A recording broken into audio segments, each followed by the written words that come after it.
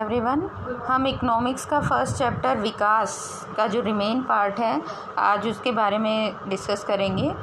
आय और अब तक हमने विकास क्या है, विकास को किस तरह से मापा जाता है, प्रति व्यक्ति आय, औसत आय, इन सब चीज़ों के बारे में पढ़ा। ठीक है, अब हम आय और अन्य मापदंड कि सिर्फ किसी भी देश की आय से ही उस देश के संपूर्ण विकास का या वहाँ के डेवलपमेंट का अंदाज़ा नहीं लगाया जा सकता या किसी भी राज्य या प्रांत के लिए भी हम ये यूज़ कर सकते हैं। इसमें हम आगे कुछ एग्जाम्पल देखेंगे, मान लो कंपैरिजन करके कि जैसे भारत के जो भी राज्य हैं उनमें आपस में कंपैरिजन करके कि आय के साथ साथ अन्य कौन से जो मापदंड हैं, जो बेसिक्स आधार हैं, फैक्टर हैं, जिनके आधार पर डेवलपमेंट को मापा जा सकता है। जब हमने व्यक्तिगत आकांक्षाओं और लक्ष्यों को देखा था तो हम ये सोचते थे कि सिर्फ अपनी सुरक्षा, दूसरों से आदर समानता का व्यवहार पाना, आज़ादी इत्यादि जैसे लक्ष्यों के बारे में भी हम सोचते हैं। इसी प्रकार जब हम किसी देश या क्षेत्र के बारे में सोचते हैं तो हम औसत आय के अतिरिक्त अन्य महत्वपूर्ण लक्षणों के विषय में भी सोचते हैं कि सिर्फ आय ही महत्वपूर्ण नहीं है किसी भी क्षेत्र के डेवलपमेंट के लिए। ये क्या विशेषताएं हो सकती हैं जो उसका बेसिक आधार होती हैं डेवलपमेंट का। फॉर एग्ज़ाम्पल यहाँ पर ये जो एक टेबल दी हुई है ये आपको दिखाई दे रही है, तालिका 1.3। इसमें 3 राज्य लिए हैं बेटा, हरियाणा, केरल और बिहार। और वहाँ की 2015-16 की बात है, ज़्यादा पुरानी नहीं है। 2015-16 में वहाँ की प्रति व्यक्ति आय मतलब बताई गई है, प्रति वर्ष प्रति व्यक्ति आय जो है। हरियाणा में प्रति वर्ष प्रति व्यक्ति आय 1,62,034 रुपये है, केरल में 1,55,516 है और बिहार में 34,168 है। तो इस तरह से हम देखते हैं इन तीनों राज्य का कंपैरिजन करके कि हरियाणा की जो प्रति व्यक्ति आय है वो बहुत ही ज़्यादा है। अब हम इसके बारे में आगे पढ़ते हैं, ठीक है, फिर आपको समझ में आएगा। हरियाणा, केरल और बिहार की प्रति व्यक्ति आय इसमें दर्शाई गई है और ये आंकड़े 15-16 के हैं कि वर्तमान कीमतों पर प्रति व्यक्ति निवल राज्य घरेलू उत्पाद के हैं। इसमें निवल वर्ड आया है, इसको मैं अभी आगे डिफाइन करूँगी कि निवल से हमारा क्या अभिप्राय है। अभी हम इस जटिल शब्द का अर्थ छोड़ देते हैं, हम इसे राज्य की प्रति व्यक्ति आय मान सकते हैं। हम देखते हैं कि इन तीनों राज्यों में हरियाणा की प्रति व्यक्ति आय जो है वो सबसे अधिक है और बिहार की सबसे कम है। अब इसका अर्थ है कि औसतन हरियाणा में एक व्यक्ति एक वर्ष में 1,62,034 रुपये कमाता है, जबकि बिहार में वह केवल 34,168 रुपये कमाता है। अब अगर हम विकास को मापने के लिए प्रति आय का उपयोग करते हैं तो तीनों राज्यों में हरियाणा सबसे अधिक आएगा। हरियाणा में डेवलपमेंट सबसे अधिक हुआ, बिहार में सबसे कम हुआ, कम विकसित माना जाएगा। अब हम सिर्फ आय को ना देखकर इसके अन्य आंकड़े यानी कि उस वहाँ पर हेल्थ कैसी है, शिक्षा कैसी है, उन सब पर भी अगर नज़र डालें तो हमें पता चलेगा कि हरियाणा फर्स्ट नंबर पर नहीं आ सकता, कि सिर्फ आय को ही हम आधार नहीं मान सकते। जैसे जो नेक्स्ट तालिका दी हुई है बेटा, इसमें भी हरियाणा, केरल और बिहार के जो हैं वो कुछ आंकड़े दिए गए हैं, ऐड आ जाती है इसमें। हाँ, हम यहाँ पढ़ रहे थे, इसमें हरियाणा, केरल और बिहार के भी कुछ तुलनात्मक आंकड़े दिए गए हैं। हरियाणा का दिया हुआ है सबसे पहले, इसमें शिशु मृत्यु दर प्रति व्यक्ति यानी कि शिशु मृत्यु दर से हमारा अभिप्राय बेटा देखो नीचे इसमें डिफाइन भी किया गया है, तीनों वर्ड जो इसमें आएंगे। शिशु मृत्यु दर क्या होती है कि एक वर्ष में पैदा हुए 1000 बच्चे जो दर निकाली जाती है वो प्रति 1000 पर निकलती है। एक वर्ष में पैदा होने वाले प्रति 1000 बच्चों पर एक वर्ष की आयु के होने से पहले कितने बच्चे मर जाते हैं। ठीक है, एक वर्ष में प्रति 1000 पर दर निकाली जाती है और वो एक वर्ष के होने से पहले कितने बच्चे मर जाते हैं उसे हम शिशु मृत्यु दर कहते हैं।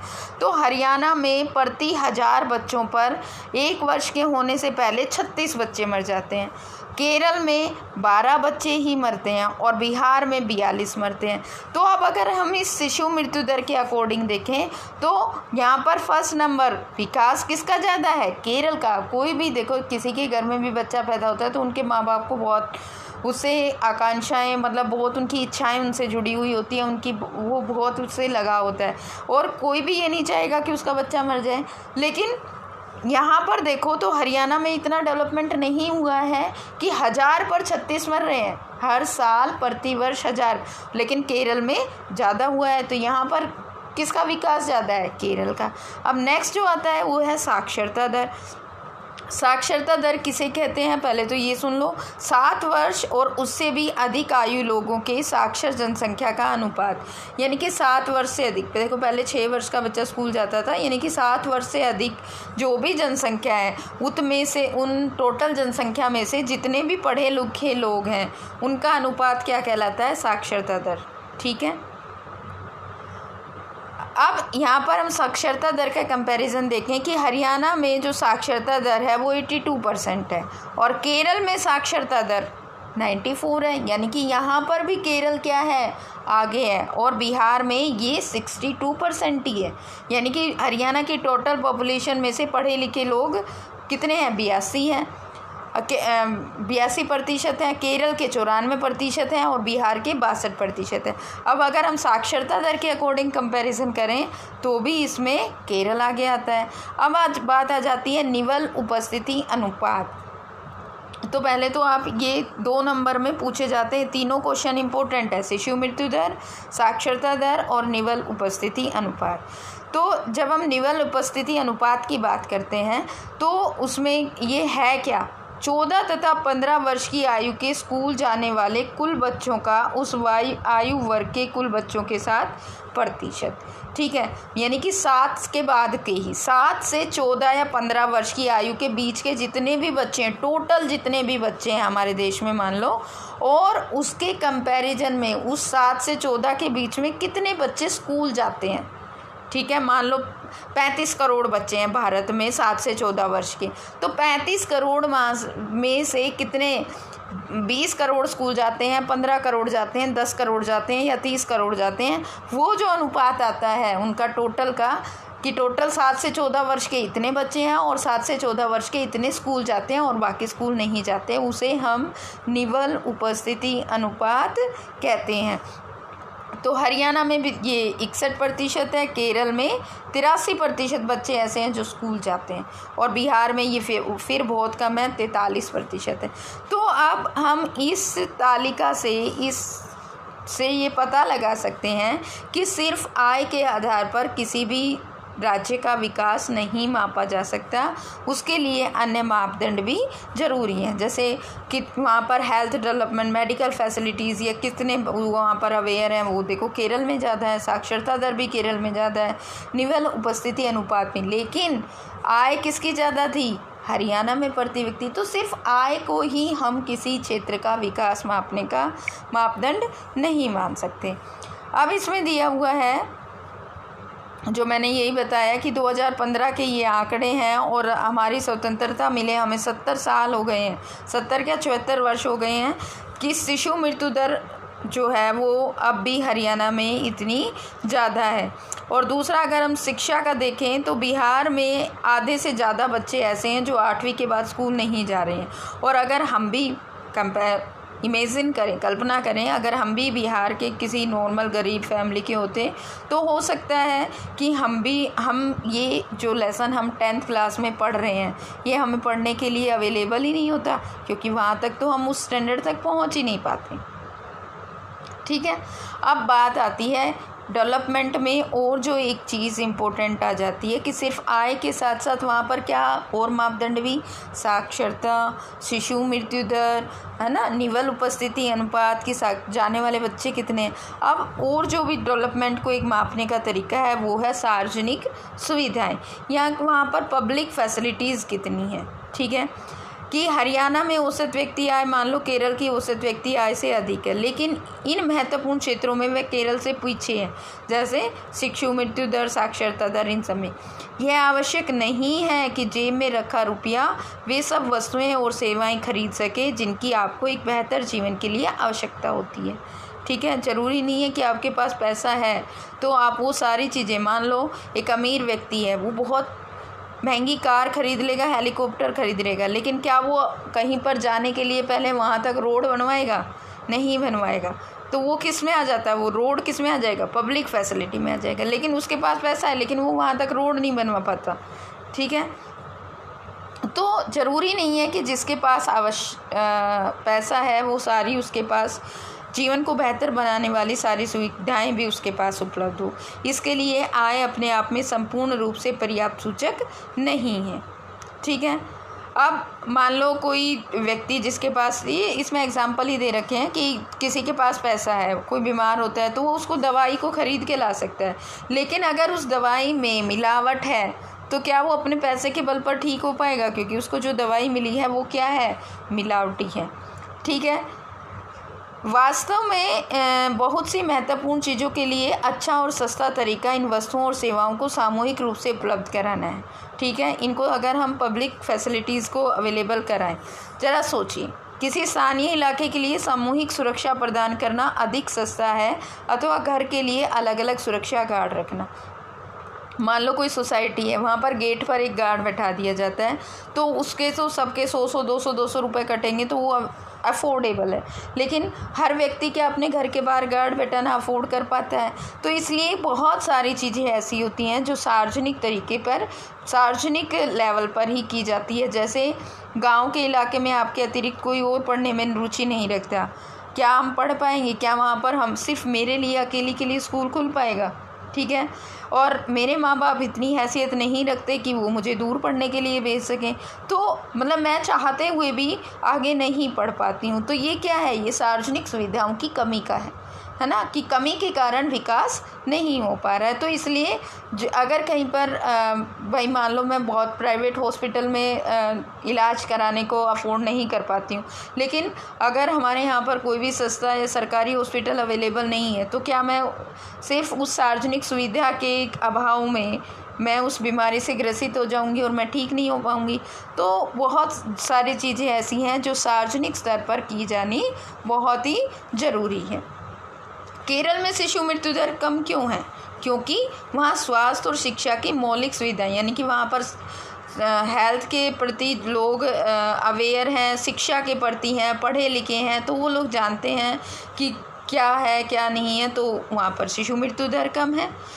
ठीक है, ऐसे राज्यों में लोगों के स्वास्थ्य और पोषण स्तर निश्चित रूप से बेहतर होने की संभावना होती है। अब इसमें ये नेक्स्ट एक एक्टिविटी दी हुई है, ये आप लोग खुद देखेंगे। अब बात आ जाती है मानव विकास रिपोर्ट की। ये भी एक इम्पोर्टेंट क्वेश्चन बन जाता है, मानव विकास ह्यूमन डेवलपमेंट रिपोर्ट जो होती है। इसको थोड़ा डिटेल में ही पढ़ूंगी। इसमें एक क्वेश्चन आता है HDI का अर्थ ह्यूमन डेवलपमेंट इंडेक्स, यानी कि जो मनुष्य विकास सूचकांक है, ठीक है, वो इन सब आधार पर मापा जाता है। देखो, विश्व बैंक जो है वो HDI को सिर्फ आय के आधार पर मापता है, लेकिन जो UNDP है, ठीक है, वो जो मानव विकास रिपोर्ट जो प्रसारित करता है वो इन 4 मापदंडों के आधार पर करता है। शिक्षा, जो साक्षरता है, स्वास्थ्य है, आय है, इन सब के आधार पर, और स्कूलों में नामांकन, ठीक है, इन चारों के आधार पर वो डेवलपमेंट रिपोर्ट जारी करता है। यद्यपि आप आय का स्तर महत्वपूर्ण है, लेकिन पर यह विकास के स्तर को मापने का अपर्याप्त मापदंड है। तो हम इन मापदंडों के बारे में सोचने लगेंगे। ऐसे मापदंडों की सूची लंबी हो सकती है, लेकिन वह कितनी उपयोगी रहेगी? हमें अधिक महत्वपूर्ण चीज़ों की कम संख्या में आवश्यकता है। स्वास्थ्य और शिक्षा के सूचक जैसे हमने केरल और हरियाणा की तुलना करने के लिए प्रयोग किए। पिछले लगभग 1 दशक में स्वास्थ्य और शिक्षा सूचक आय के साथ व्यापक स्तर पर विकास के माप के लिए प्रयोग किए जाते हैं।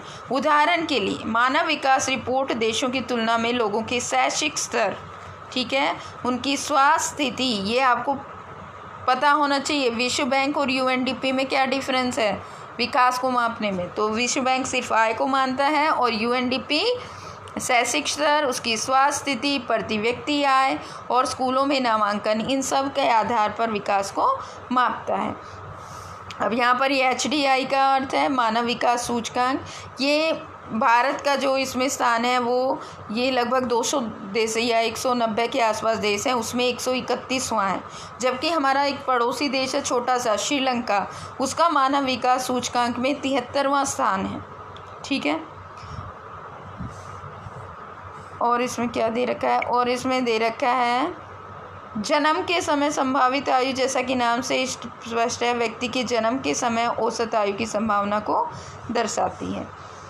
अब बात आ जाती है विकास की धारणीयता की। ठीक है बेटा, धारणीयता से क्या अभिप्राय है, ये क्वेश्चन भी बहुत बार आता है। धारणीयता से अभिप्राय है कि पर्यावरण को बिना नुकसान पहुंचाए संसाधनों का उपयोग करना धारणीयता कहलाती है। अब हम जब किसी भी संसाधन की अति करते हैं, बहुत ज़्यादा यूज़ करते हैं, तो हमारा जो पर्यावरण है वो जो असंतुलन की स्थिति उत्पन्न हो जाती है। तो धारणीयता का कई बार क्वेश्चन आ जाता है कि धारणीयता से आपका क्या अभिप्राय है। ये आपने 8th क्लास में भी पढ़ा था, सस्टेनेबल डेवलपमेंट, यानी कि पर्यावरण को बिना नुकसान पहुंचाए विकास करना ही धारणीयता है। अब जैसे भूमिगत जल का हम यहाँ पर एग्जाम्पल ले लें, तो हम अभी पिछले कुछ सालों के आंकड़ों के अनुसार कई राज्यों में भूमिगत जल का स्तर बहुत ही चिंताजनक स्थिति के साथ घट रहा है। 4 से 5 मीटर, कितने मीटर नीचे, कुछ ऐसा ही है, नीचे चला गया है। कि इसका कारण यह है कि उस भूमिगत जल का अति दोहन, यानी कि जो पंजाब और उत्तर प्रदेश के जो इलाके हैं वहाँ पर ये स्थिति ज़्यादा हो गई है, चिंताजनक है। क्योंकि वहाँ पर जो कृषि क्षेत्र है उसमें इसका अति दोहन किया जा रहा है। अब भूमिगत जल की बात जब आती है तो भूमिगत जल क्या है, एक रिन्यूएबल रिसोर्सेज है, नवीकरणीय साधन है, यानी कि जिसको रिन्यूड करके वो हमें पुनः प्राप्त हो सकता है। जैसे आपने वाटर साइकिल पढ़ा था। लेकिन जब हम इसका अति दोहन करते हैं तो वो हमें इतनी मात्रा में प्राप्त नहीं हो पाता जितना हम कर रहे हैं।